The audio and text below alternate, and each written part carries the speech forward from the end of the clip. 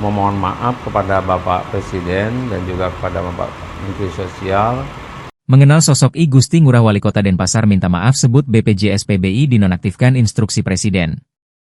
Wali Kota Denpasar I Gusti Ngurah Jayanegara menyampaikan permintaan maaf soal pernyataannya yang menyebut penonaktifan BPJS Kesehatan penerima bantuan iuran, PBI, merupakan instruksi Presiden.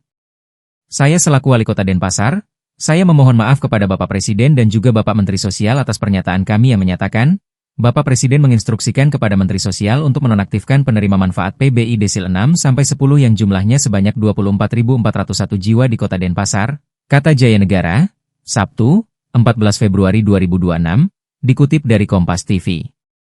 Ia mengaku tidak memiliki niat tertentu terkait pernyataannya tersebut. Menurut Jaya, yang dimaksud dalam pernyataannya sebelumnya terkait instruksi Presiden, Inpres, nomor 4 tahun 2025 tentang data tunggal sosial dan ekonomi